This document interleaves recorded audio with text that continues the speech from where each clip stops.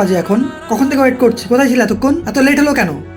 আরে আমি একটু বন্ধুদের সাথে ছিলাম, তাই একটু লেট হয়ে গেছে। মানে আমার সাথে দেখা করবে তুমি নিজে বলেছিলে, আর এখন তোমার কাছে তোমার বন্ধু আগে হয়ে গেল। আমি এখানে ওয়েট করছি, তুমি জানো না? আরে লেট হয়েছে তো কি হয়েছে, এসছি তো আমি।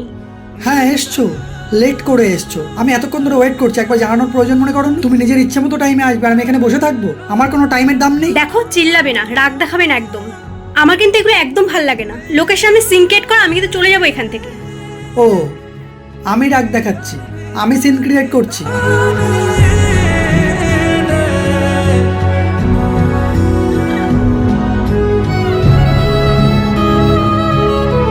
ঠিক আছে, সরি, আমি হয়তো বেশি চিল্লিয়ে ফেলেছি।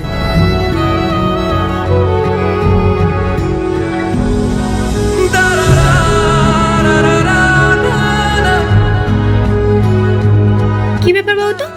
আমি তোমার সামনে ফোনে কথা বলছি, তুমি কিছু বলছো না? আগের মতো ঝামেলা করো না, রাগ করো না, অভিমান করো না, কি ব্যাপার বলো তো?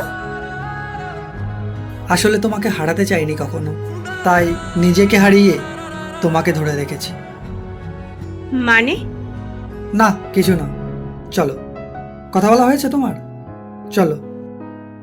প্রিয় মানুষ তত সময় তোমার উপরে রাগ দেখাবে, অভিমান করবে, শাসন করবে, বোঝাবে, বকবে, যত সময় সে তোমার থাকবে। একবার সে চুপ হয়ে গেলে বুঝে নিও তুমি তাকে হারিয়ে ফেলেছো। আর যদিও সে সাথে থাকে, তাহলে তার দেহটাই আছে, অন্তরের ভালোবাসাটা আর নেই।